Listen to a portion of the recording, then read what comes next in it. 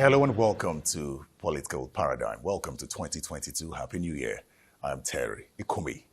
My guest today is the outspoken Senator Ali Ndume. Distinguished, welcome to Political Paradigm. And Happy New Year to you. I'm sure when I say outspoken, I don't know what it does to you, but you know what I mean. This is an election year, no doubt. Let's talk about something that has taken up the political space in recent times. It's the Electoral Act Amendment Bill. It was painstakingly worked on by National Assembly members. I was told that firsthand by some members who felt bad that President didn't assent to that bill. For you as a lawmaker, did you see this coming? How did it make you feel when you heard that President has refused to assent to the bill? Well, I must confess that I didn't see this coming. So that's why I would say that I'm surprised that the President didn't assent to it. But I'm not disappointed yet. Why I say so is because after we got this almost like surprising or shocking response from the President, because Nigerians and we, as you said, painstakingly worked on the Electoral Act Amendment, having heard from the people, interacted, went back and forth between us, that is the Senate and the House of Rep, would give and take.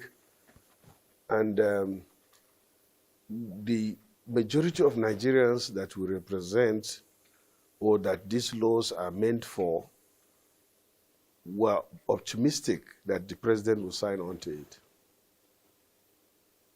And to my surprise, as I said, the President, withheld his assent and returned it back to the National Assembly. So that was why the response was, wow, And it drew a lot of sentiment, to the extent that some people in the Senate, for example, that day started collecting signatures. And to what I know, about 80 people, or 81, reacted in that direction. But then we calmed down for that day, we went into closed session, and then talked to ourselves. At the end of it, we agreed that, look, let's go back to the people that we are representing. Let's even reach out to the executive. What happened? Why? Then let's come back and take a decision. And that is where we are now. So that's why I said I'm surprised, but I'm not disappointed. And I can tell you that for me, for example, I have access to the President. He has his reasons. Of course, he wouldn't withhold his assents without reason. But the thing now is that we, APC especially, have the majority in both chambers. In fact, in the House of Rep, we have more than 2/3 already. And as a party, I think we should not wash our dirty linens outside. And I hope that we are disagreeing to agree. And that's how it's supposed to be. So there should be more discussion, more dialogue, more understanding, so that at the end of it, we'll come out on a win-win situation. And that is to say, to reflect or to make a law that Nigerians want. For now, majority of Nigerians favor direct primaries. That is the biggest controversy in the amendment. And for now, also, majority of Nigerians prefer the issue of electronic voting. And for the way I'm hearing, majority of Nigerians, especially in the educated and elite section, they favor electronic voting. I don't. And my position is clear. And some people went out to even insult and all that. Well, that is politics. I'm entitled to my own opinion constitutionally, and I have my reason. Then coming to the direct primaries, that is where, again, the president and the governors, as it is made to understand, are not comfortable with. But me, I'm comfortable with that. And why do I support direct primaries, for example? Is because we are in democracy. Democracy is government of the people, by the people, and for the people. It did not say democracy is government of some people, or democracy is government of individuals. Democracy is government of the people. So I believe that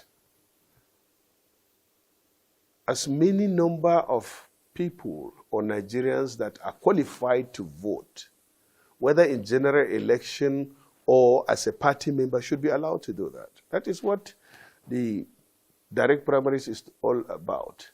And I feel that it is to deepen democracy. But those that are against it are saying now, number one, the parties should be allowed to decide, because it's already in the both parties' constitution that you can use three methods of election: consensus, direct primaries, indirect primaries. That if you have a political party, those political parties should be allowed. And when you say political parties, including all the members, should decide as to which of the mode of primaries would they adopt. And you see, if you look at it critically, they are right in their opinion.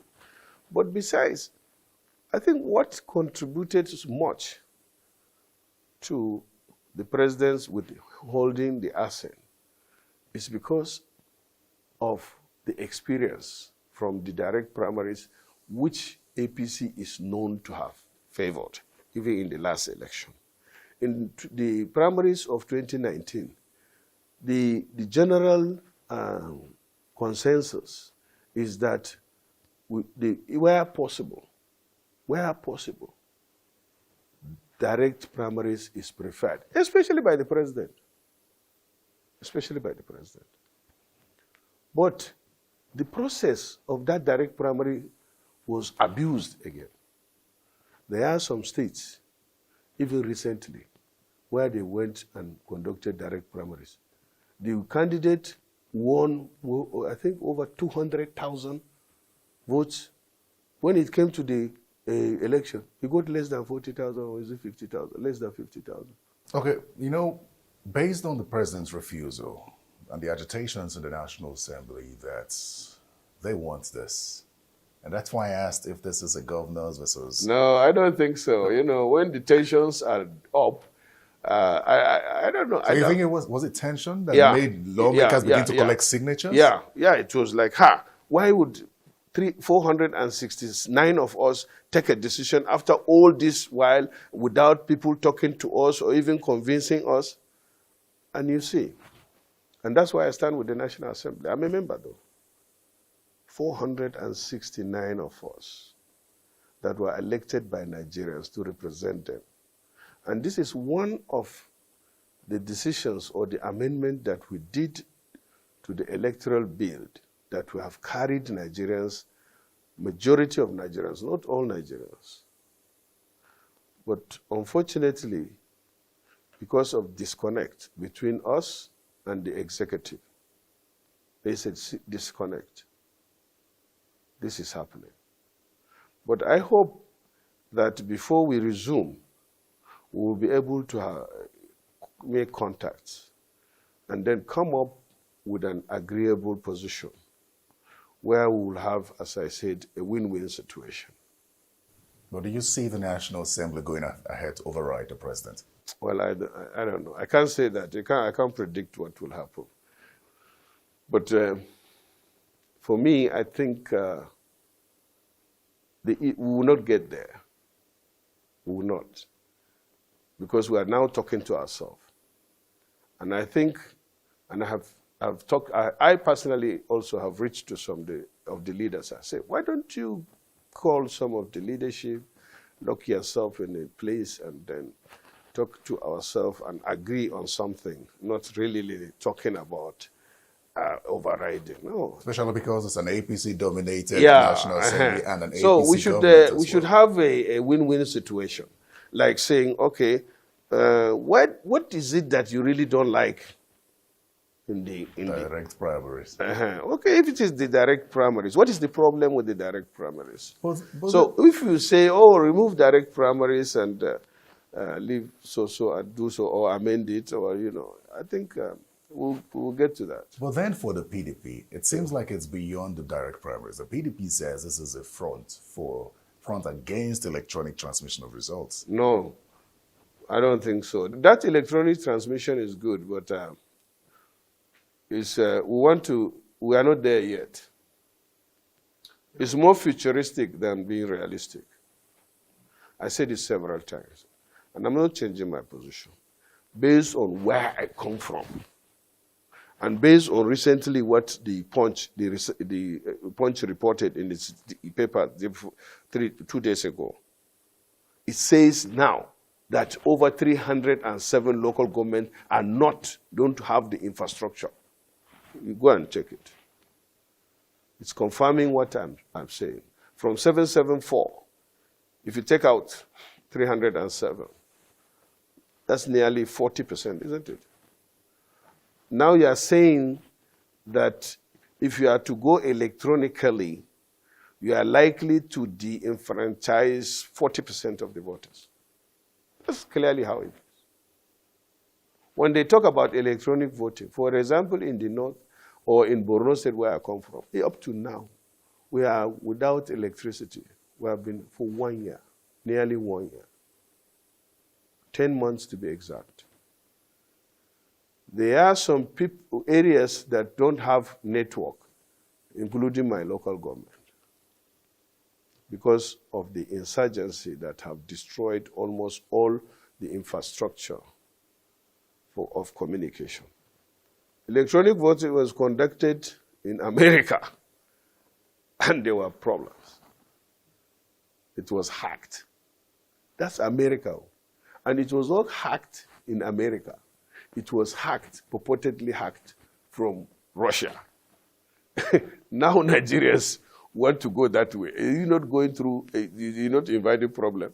Let's go to party politics now, distinguished. Yeah. The APC is yet to hold its convention, and we hear that there are concerns that the February convention should be postponed as well. Is this a concern for you as a party? Yeah, really. It is a big concern for me. It's a big concern for me. The party, the governing party, should not be in this situation. But we are realistically in it. So the next thing is to hope that we get out of it in one piece. We have suffered for that previously. And that takes me back to the issue again of primaries. We lost 2 states as a result of that. Zamfara, Rivers.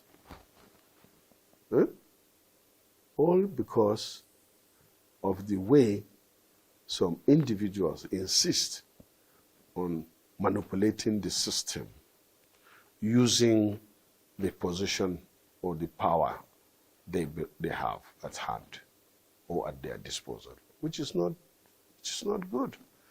And that is, I think, as I said, what makes it. And now, the same thing. The party leadership, that is the caretaker, is trying as much as possible to satisfy everybody, and it ends up not satisfying anybody. Because the moment you try to do that, it won't work. The best thing is to go through the due process and the established system. As a governing party, the Board of Trustees is not there 6 years into our government.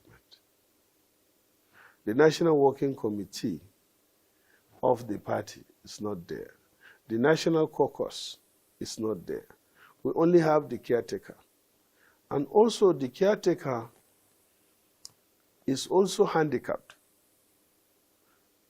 because if you act as a sole administration of the party without necessarily widening the engagement process and then you end up having decisions taken by few people, and it normally won't go down well, no matter how good it is with the majority, because they did not participate. Look, democracy is all about participation. When you open your doors for communication, discussion, even if you we lock ourselves in this room now and insist that, look, we must come out with something. We will disagree. We will raise our voice. To some extent, we will even fight. But at the end of it, if we insist and the door is locked, that if we don't reach a decision, we will not get out.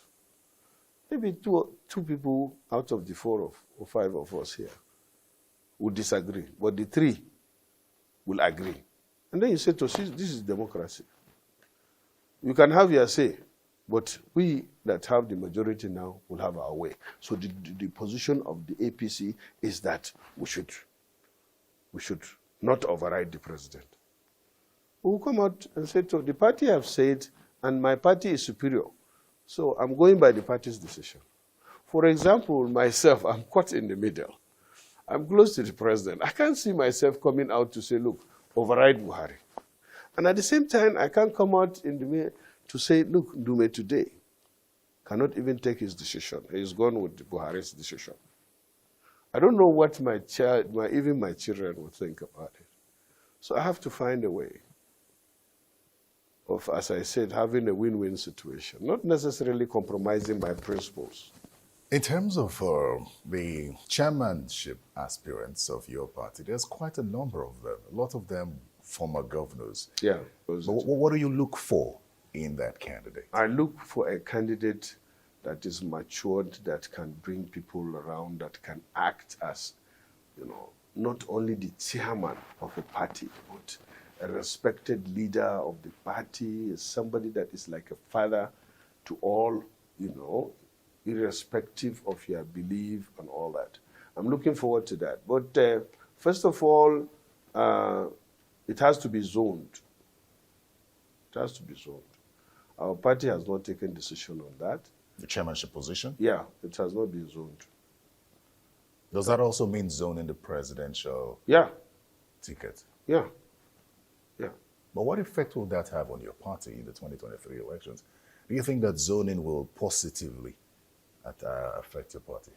I don't know what tomorrow will bring. I don't know even what not even tomorrow. What will happen in the afternoon? I don't know. Only God knows. But I believe strongly, I have made my position clear. As a party member of APC, I'm supporting the zoning of the presidency to the south. And that means that the chairmanship should go to the north. Then in the north, there is northwest, northeast, and north central. The presidency right now is in the northwest. So I personally believe that the chairmanship of the party should not go to northwest. It's either northeast or north central. Now, if the party were to listen to my own position or take my position, that means the decision of who or where the chairmanship is supposed to come from will either be northeast or north central. Only then will I be able to come out of those that are coming from that zone to say I'm supporting so candidate. But I think it is so premature now for me to say I'm supporting a candidate and for me to tell you that I don't have a preferred candidate. I have a preferred candidate if it goes to northeast. I have a prepared candidate if it goes to north central. I don't have a prepared candidate if it goes to northwest. The zoning the presidency to the south that you mentioned, why have you taken that position? Because the current president, when we formed APC, and a decision was not in writing, taken in principles that the presidency should come from the north. That's why then President Muhammad Buhari, late Sam Ndume Isaiah, Kwankwaso, and Atiku, all from the north, contested.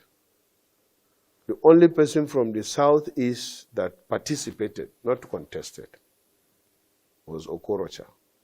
And he had his gubernatorial ticket in his pocket. That's why I say he participated, not that he contested. And the results of that election showed that APC has really made its mind to have a candidate from the north. And we had candidates from the northeast, that is Atiku. We had two candidates from northwest, Buhari and Kwankwaso. We had one candidate from the north central, and that is late Ndume Isaiah. This time, after the 2 terms of President Muhammad Buhari, it is only natural and in interest of justice that the presidency should go to the south. Now we have southwest, southeast, and south-south. A candidate should, from any of this zone, be allowed to contest and let the members of APC decide. We've talked a lot about general politics and your party. Let's talk about you. Talk about you. You've been a senator for a while, came from House of Representatives to where you are now. What's your next move? Still want to be a senator? Honestly, I grew up in the legislature. I've been there for a while. And for me, it's National Assembly. You don't want to be a governor? No. Why? One, I am too old to me. That's my thinking. I'm 63 years now. I feel that the governorship job should be given to a more younger person that has the energy. And secondly, is because I personally don't, I'm not cut for executive position. All my life, I've been a lecturer, and then from there, I came to the legislature in 2003. And as I told you, I'm 63 years old. And religiously, based on my own conviction, I feel that nobody should go and contest for an executive post. Let the people decide. I don't see the possibility, but God can do anything. I don't see the possibility of people coming to me, but it has happened in the Senate. My coming to the Senate was not my making. Sometimes I think I'm too radical for Senate. My soul and body used to be, up to now, in the House of Rep, where it is more vibrant, where you have younger people, more energy to express themselves.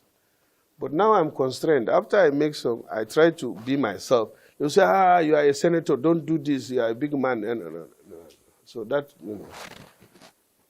cuts me down. But as I told you, for me, number one is God. God will decide what I'm going to do and why. But my mind, to me, I'm not praying to be a governor. But if God says, you are a governor, what can I do? But for me to go and struggle to be a governor, you can quote me, I will not do that. How about Senate President? You've always wanted. No, for Senate President, I tried. And if I'm a senator, if I come back in 2023 as a senator, why not? But it also depends on the circumstances that I find myself. For example, if the position is not in favor of the Northeast, I cannot go and struggle to say I want to be the Senate President. I try to respect the party as much as possible. Why I say as much as possible is that I will not compromise my position or my right, like the last experience where Adam Oshomole, I put his name there because he was the one single-handedly that orchestrated that move where I was alienated to be seen as, what do I call somebody? I'm a bona fide child of APC, but I was treated as if I'm not a son of APC. And that also is not fair, but that is history. Where is Adam Oshomole today? That is how God works. I was unfairly treated by Adams Oshomole. And at the end of it, you could see how the party treated him, or the circumstance treated him. But considering how it seemed to the party at the time that you refused to back down despite No, not that. Adam Oshomole, not the party. I want you to correct that. Okay, so you had the support of the party, but no, not that Adams I had the Oshomole. support. The party is being guided by its constitution. The constitution allows me to contest. There is nowhere in the party constitution that gives the National Working Committee or the chairman of the party to take a decision to say, don't contest. And there was never a time that the party APC caucus sat down then to say, okay, between you and Amelawan, go and inside the room and make sure you come out with only one person or three people. So that was not a party decision then? No, it was not. It was Adam Oshomole's decision. But then do you think that now you will have the party's blessings if you decide to run for Senate President, and it is zoned to your region? Of course, why not? If the position is zoned to my region, I don't think, even you will say, Terry, you say, contest. Because I'm not going to wrestle anybody. It's a matter of contest, giving the senators the opportunity to decide who is going to be their Senate president. And remember, I said to my colleagues that I don't want to be senator's president. I want to be Senate president.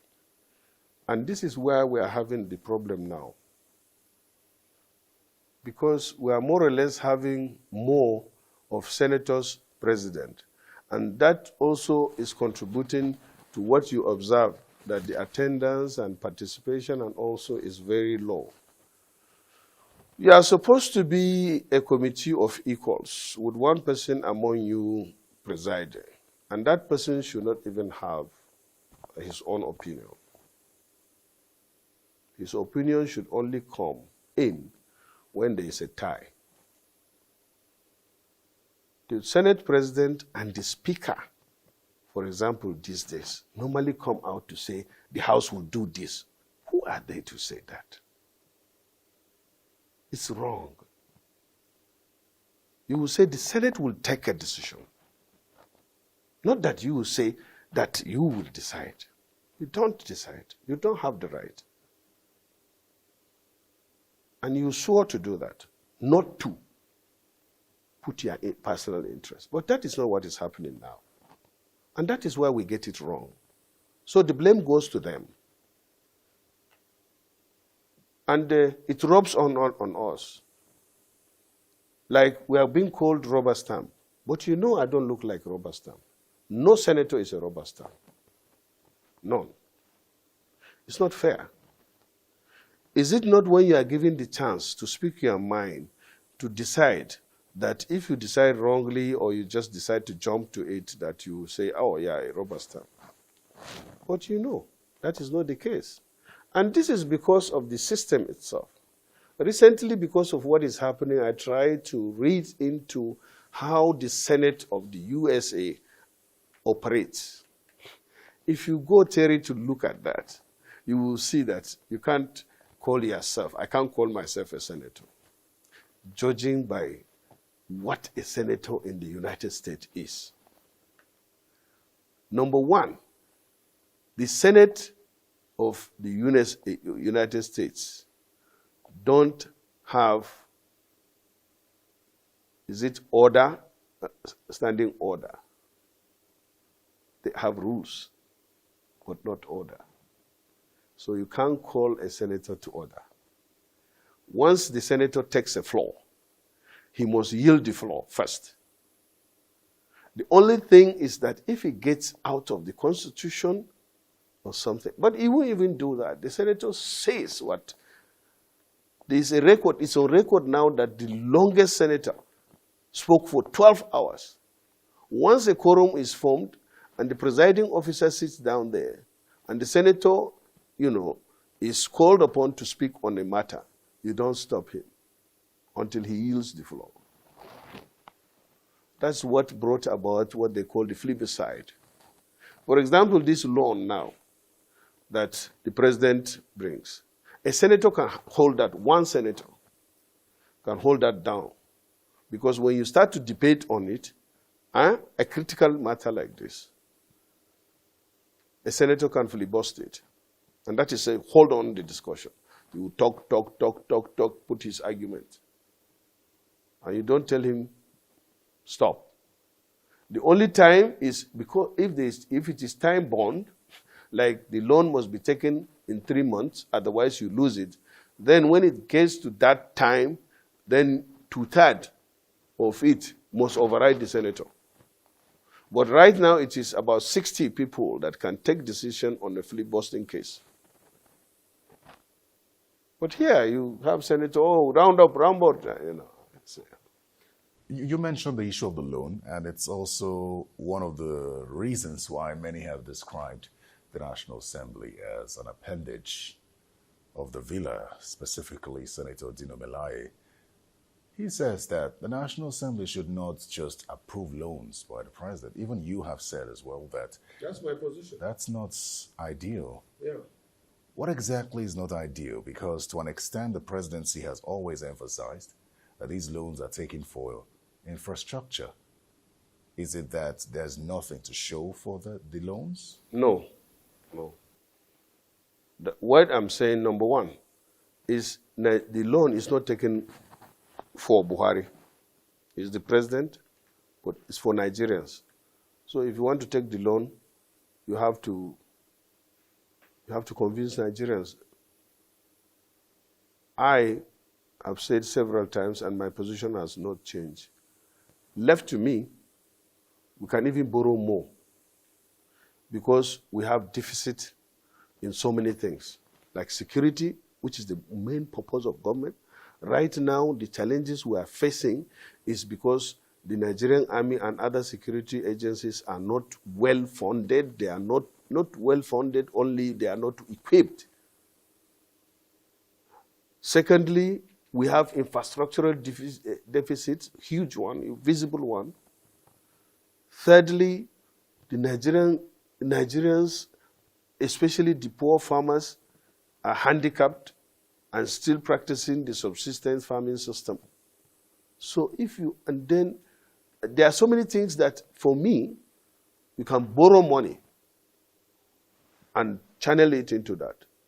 And this money that they come to share in Abuja that we don't see, that is the money that we get 90% of it from our sale of our oil, which is should be used for this, to pay those loans. Then you can reduce the cost of governance. You can do that. Right now, the cost of governance is too expensive and it's going up. And nobody is asking questions. Nobody is saying, hey, let's stop this. The recurrent expenditure in 2018 after the embargo on employment was 3.5 trillion. It went up in 2019 and 2020. It went up to 4.5 trillion. In 2021, it was around 5 trillion. Now, in the just passed budget of the president passed it on Friday and signed on it on Friday. Go and check. The recurrent expenditure is 6.8 trillion. Who benefit from that? The federal government workers. Isn't it? To run the government. 6.8 trillion. And then we have to borrow to finance that. I think something is structurally wrong that we need to look at. And who can look at that? It's supposed to be the National Assembly. But when you shy away from asking these hard questions, because you don't want to step on somebody, you don't want to annoy somebody, then you are getting it wrong. As I said, I have a very good relationship, respect for Mr. President in person. But that does not stop me from speaking the truth. It will not.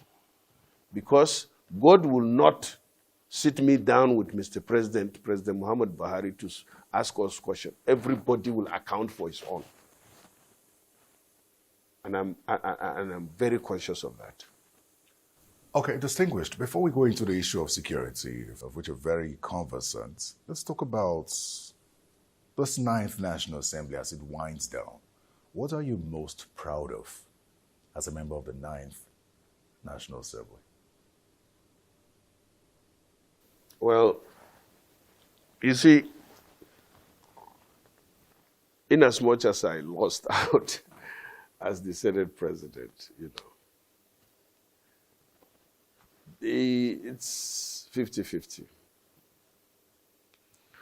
I am not comfortable as a member then of the 8th Assembly, where we had rancorous relationship with the executive. But again, I am not comfortable with the 9th Assembly because of its servile or subservient position. I look at myself and some few others that were able to stand for what they believe in the Senate and speak the truth and do what is right, even if they are alone. So I cannot generalize our activities, but then there is one thing that stands out clearly that we benefited, or Nigerians have benefited out of this cordial relationship, is that almost all the bills that we pass, those that we could not get them accepted in the 8th Assembly because of that rancorous position, have passed through and the President have signed. And I wish that before we round up the National 9th Assembly, the poker bill and the Unexplained Wealth Act and the Money Laundering Bill, which will help the fight against corruption, which is the #1 enemy of Nigerians, will be passed into law. And the effect of it, hopefully, in this 2022, will be seen. There should be visible fight against corruption. The infrastructural investment, even though it's manifesting, Nigerians can see it. The only unfortunate thing is that it has been overclouded by the security and challenges. I wish we have gotten over the security challenges. Then this government, Nigerians I know, even now, the innocency, the determination of President Muhammad Buhari is there. Unfortunately, I have said it several times, that you can be a very good captain, but if you don't have good players, the scorer, your team will not perform. And unfortunately, the president, because of his way of doing things, refused to even rejig, the cabinet. When I talked, some of them, abused me, but I'm speaking the truth. Let somebody come and say otherwise. He can say his mind. I said the problem is that kleptocrats and plutocrats have formed the majority in this government. Let's talk security now. Chairman Senate Committee on Army. You've had quite some interesting positions on the issue of amnesty for repentant terrorists. You've gone from saying that they do not deserve amnesty to saying that if at all that will happen, it cannot be done without the approval of the National Assembly. Can you talk a little more on what exactly, or how exactly we should go about repentant terrorists? The Nigerian Army is doing that now. Take the fight to the insurgents, bandits, and successionists, take them out. But recently I buy into the position that was canvassed or suggestion by retired General Magoro recently in, I think, in the arena, where he said, one, that in this 2022, and I hope the president will do that, is to declare war. We are fighting insurgents, but we have not declared war against them. The president should do that against insurgents or terrorists, against the bandits, against the successionists. These three groups, and even the kidnappers, declare war against them. Tell them that you are giving them so period to lay down their arms, wherever they are. They have an opportunity to drop their arms and, you can walk away.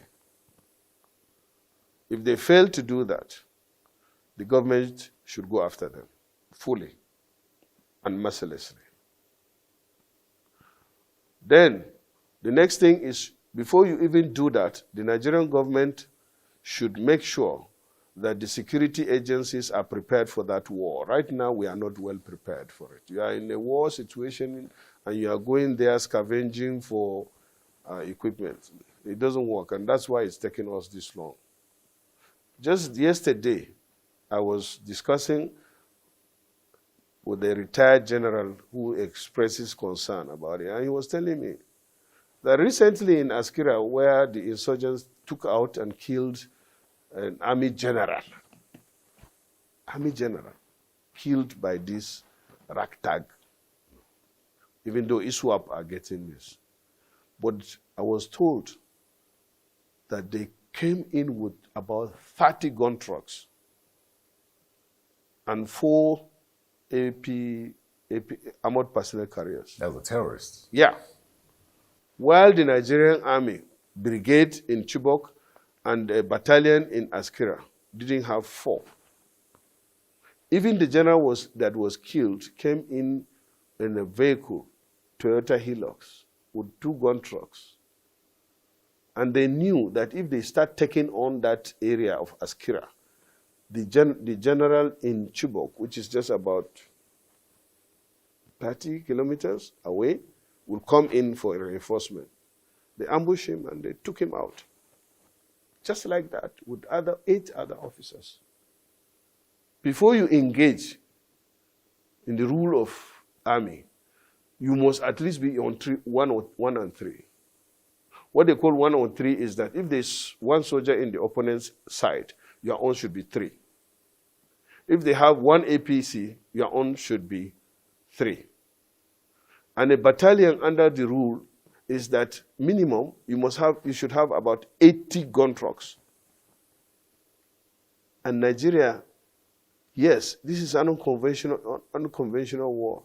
But if you are going after the enemy in a country of 200 million people, you cannot go there with less than 200,000 soldiers.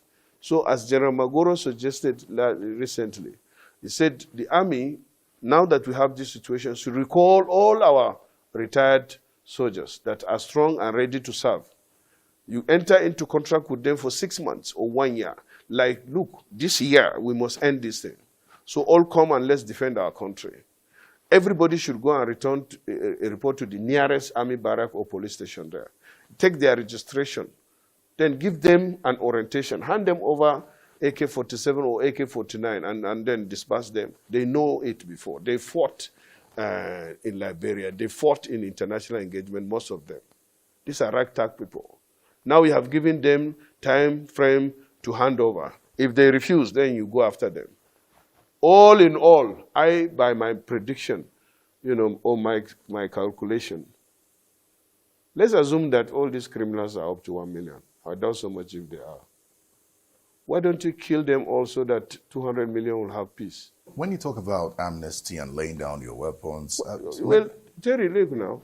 I said, I'm telling you that if they are 1 million, go and kill all of them. Why are you talking about amnesty again? No, but you mentioned that.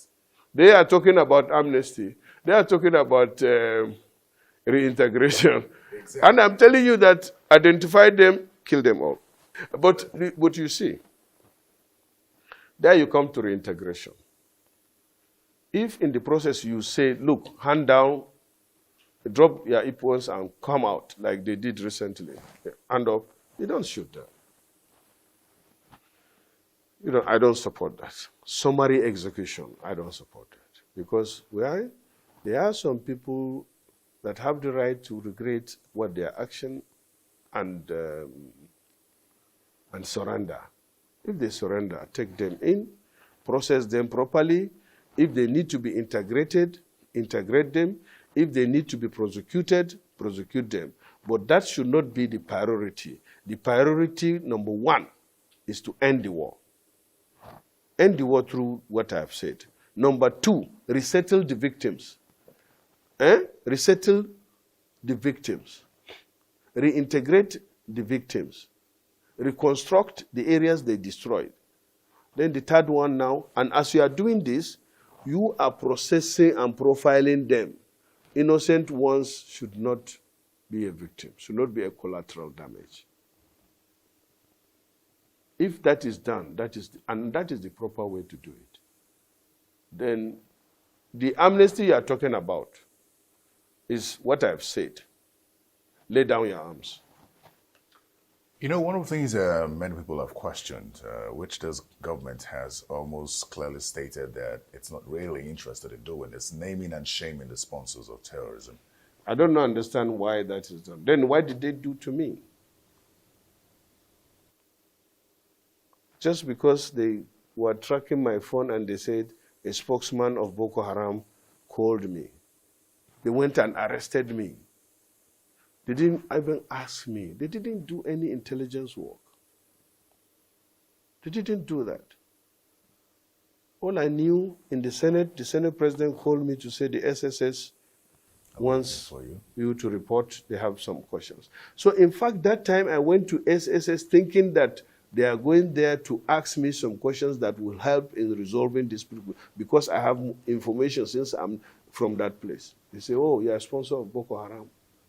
And Marilyn, their spokesman then, has Marilyn Oga? Yes, has already gone to press because when I was reporting, I saw press people coming out of the place. And she was there on the TV that they have discovered, arrested the sponsor of Boko Haram. That was the word she used. It was not fair on me. I'm still battling with that. My children went through hell. But now they are saying, oh, cover these people. No. Unless you don't have facts, then I don't want somebody to go through what I've gone through. But if there is evidence that somebody is funding Boko Haram, there is evidence, clear evidence, you do your investigation.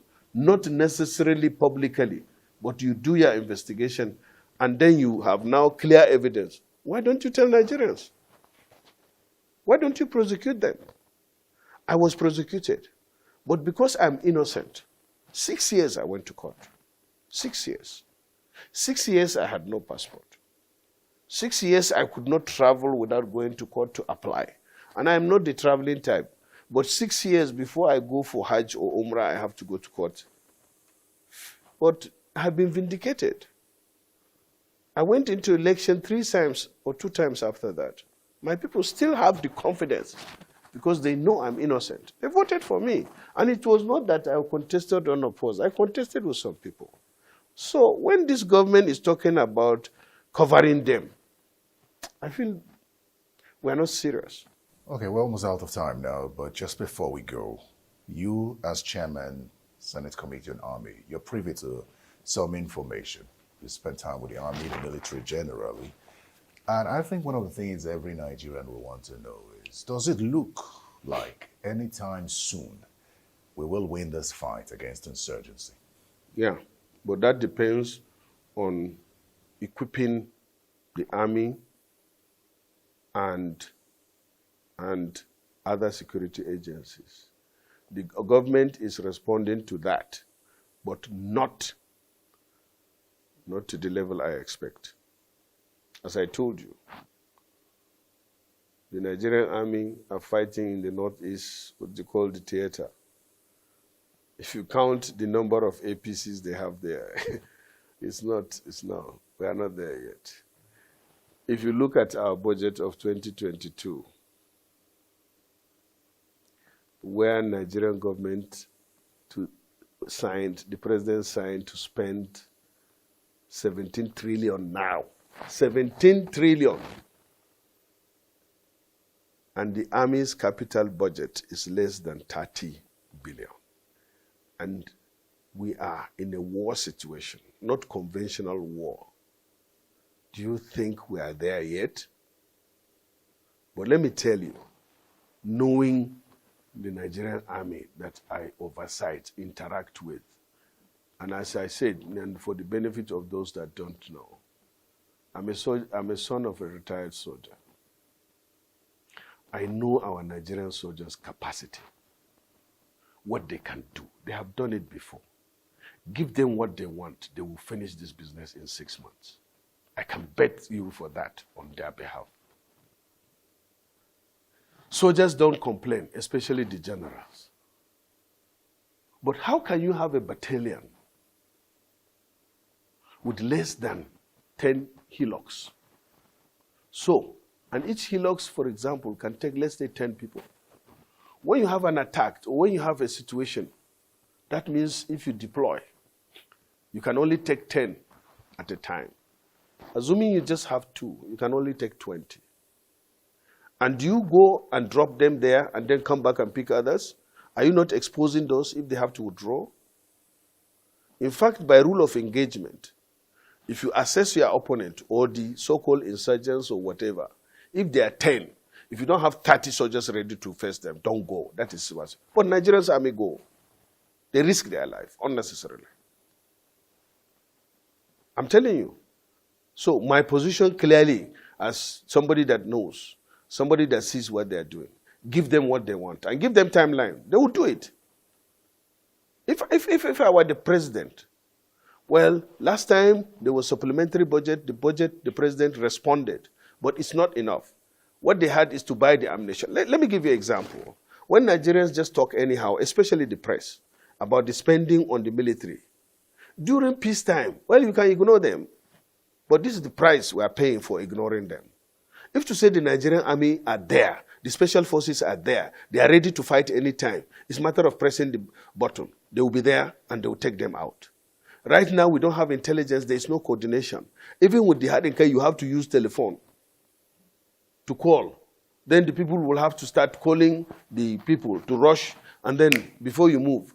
Look, this Tucano can only operate from designated airports or airfield that are 1 hour or 30 minutes, at minimum 1 hour from a theater, for example, or place of operation.